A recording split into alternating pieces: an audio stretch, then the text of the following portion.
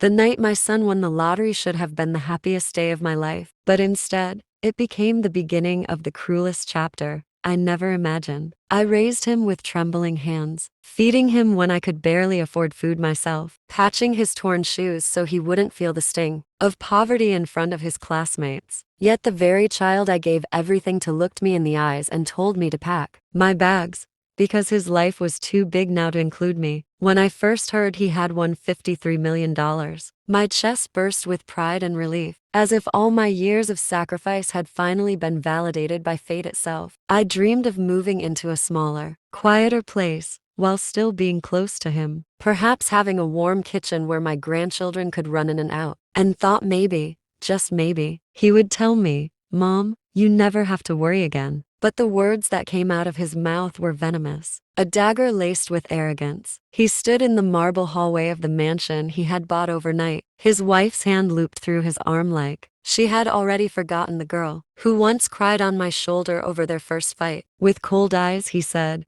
"We don't need your pathetic pension cash anymore. Mom, this is our house now, and we want our freedom. Just go live your life somewhere else." I froze, staring at him, trying to match his face with the boy I once tucked into bed, the boy who cried when he scraped his knee, the boy who promised to buy me a house when he grew up. But his face was hardened by greed and the intoxicating smell of money. His wife smiled smugly, leaning against him, her manicured nails sparkling like claws under the chandelier. My suitcase was already packed by the door, not by me, but by them, like I was a burden they had planned to unload the moment fortune knocked on their door. I walked out silently, the cold evening air biting into my cheeks, my heart crumbling as the gates shut behind me with a clang that sounded like a prison cell locking forever. The first night, I slept on an old couch in my sister's basement, staring at the ceiling, trying to process that my son, the very person I had once shielded from the world, had now banished me from his. My tears soaked into the pillow as I whispered into the darkness, "What did I do so wrong to deserve this?" But life, cruel as it was not done with him yet, because days later, when his arrogance collided with reality, he came crawling back, his voice shaking with desperation, begging for the help only I could give, a help he had spat on when he thought $53 million made him invincible. The days after I left felt like a blur. Each morning I woke up with a hollow ache in my chest, the echo of my son's voice pushing me away ringing louder than my heartbeat. My sister tried to console me, placing warm cups of tea in my hands and reminding me that money changes people, but I couldn't stop replaying the years I carried him on my back when he was too tired to walk home from school, or the nights I stayed awake sewing clothes so he wouldn't be mocked by other children. Every memory felt like a cruel joke, a reminder that the boy I raised had been buried under greed. Meanwhile, my son and his wife paraded their newfound wealth like royalty. Tabloids showed their pictures leaving designer stores, stepping out of luxury cars, smiling as if life had handed them paradise. Yet,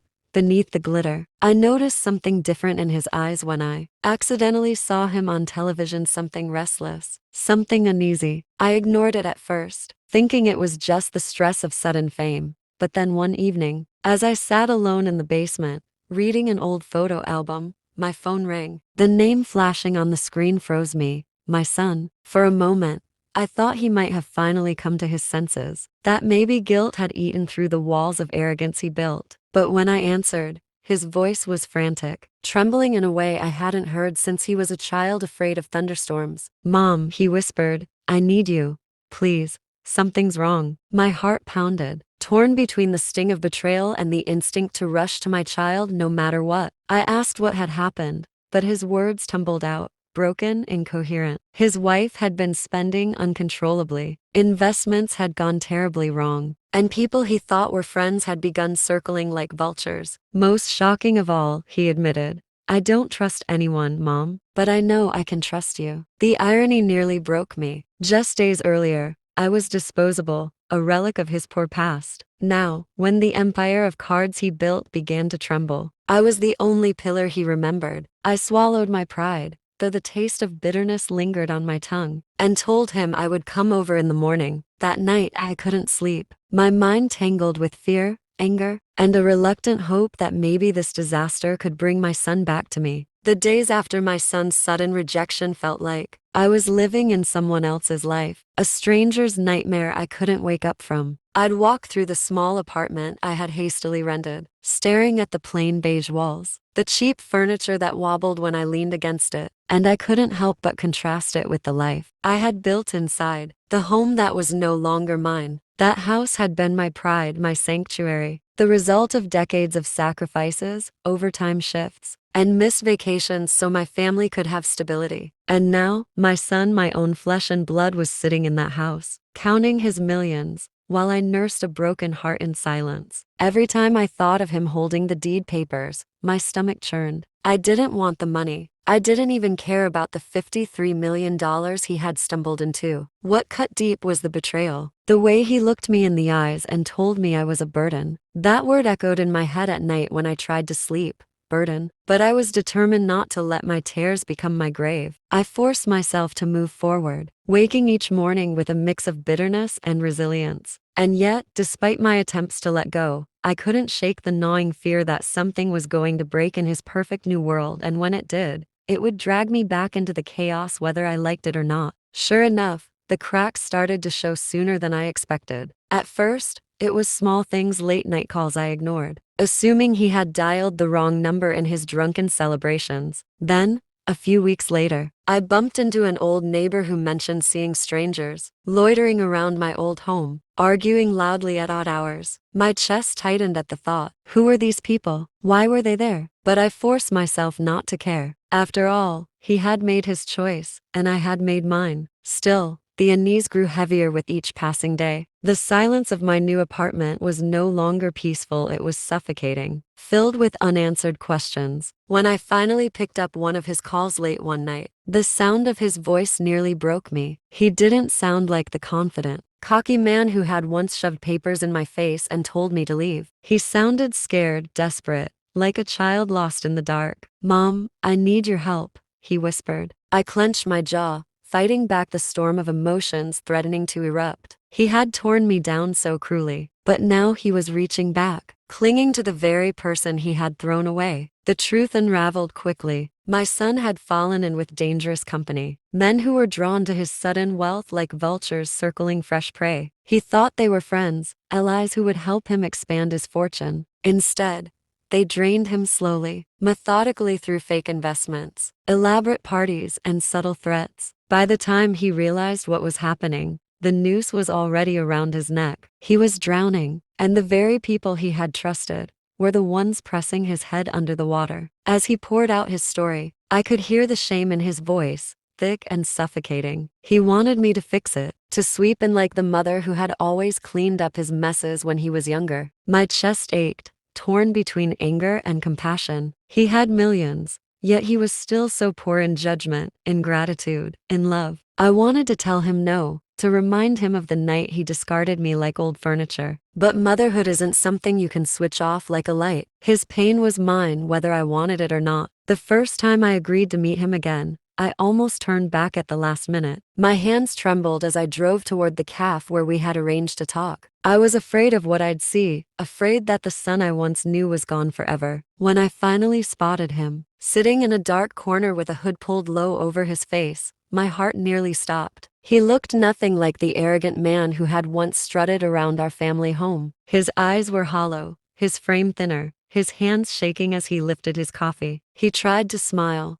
but it faltered before it reached his lips. In that moment, I realized something had shifted. He wasn't invincible. He wasn't untouchable. He was just my boy again, lost and afraid, searching for the anchor he had so recklessly thrown away. The day after his late-night phone call, I woke up with a strange calmness inside me, as if the storm had passed and left me with nothing but quiet air to breathe. But the quiet was deceptive, because deep inside, I knew I was standing at a crossroad. My son had betrayed me, humiliated me, and stripped me of everything that I once called mine. Yet here he was desperate, scared, and begging for the very support he had so coldly discarded. I made myself a cup of tea and sat near the window of the small rented apartment, the same window I had cried by every night since leaving my old home. The golden morning light fell across my lap, warming the chill that had made a permanent home in my bones. And I thought of the irony. He had millions. I had nothing, and still, it was him who needed me. Hours passed before I finally decided to call him back. His voice cracked as soon as he heard me, and though I wanted to stay cold, I felt the same ache I had felt when he first came into this world, helpless and reaching out for me. Mom, I don't know what to do. I trusted people I shouldn't have. They drained me, lied to me, left me with debts I don't even know how to pay. He confessed, and for a moment, it was as if time turned back and I was once again the mother holding my frightened child. But this was no child anymore. This was a grown man who had destroyed me in his pursuit of greed. My silence stretched long enough for him to beg again. Please, you're the only one I have left. And in that moment, I realized the cruel but undeniable truth. He might have thrown me out, but he could not throw away the bond that tethered us. My choice now was not whether I loved him, but whether I was willing to save him from the very downfall he had created. The moment I saw his face again, I knew something inside him had broken. He was no longer the arrogant, untouchable son who had tossed me aside like an old piece of furniture, but a frightened man clinging to the fragments of his empire. He stood on my porch, unshaven, his eyes hollow with sleepless nights, and for the first time since he was a boy, he looked smaller than life itself. His voice trembled as he confessed how quickly his $53 million had slipped through his fingers. Reckless investments, opportunistic friends who disappeared when the money did, and a betrayal from the very woman he had thought he'd marry. Every word he spoke was laced with regret, yet beneath the shame, there was something else, to a desperate need for me to save him. As though the mother he had abandoned held the last key to his survival, I listened in silence, my heart torn between anger and compassion. Memories of his betrayal replaying against the sorrow of seeing him so broken. It was the cruel irony of life. The son who had believed he needed nothing from me was now begging for the love and wisdom he had once dismissed as worthless. And in that moment, I realized the real power wasn't in the millions he had squandered, but in the strength I had found in myself when he left me behind. He fell to his knees on my porch, clutching my hand like a drowning man grabs a piece of driftwood. His tears wet my skin, but I didn't move. For years, I had dreamed of this moment, of him realizing the weight of what he'd done to me, but now that it had arrived, it didn't taste like victory. Instead,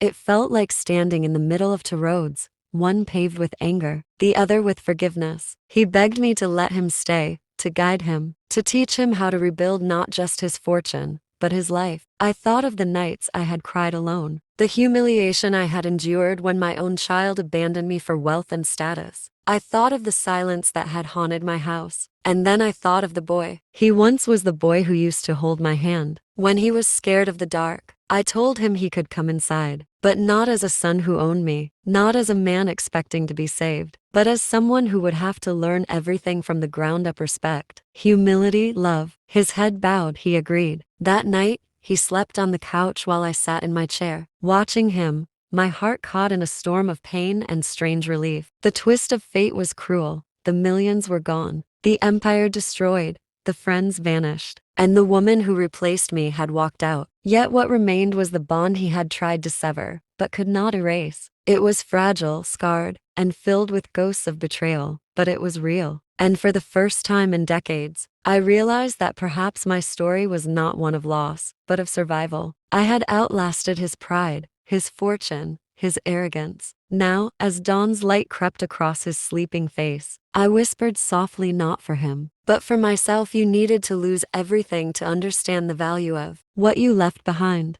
And in that quiet, fragile dawn, I finally understood. Wealth can vanish, but a mother's strength never does.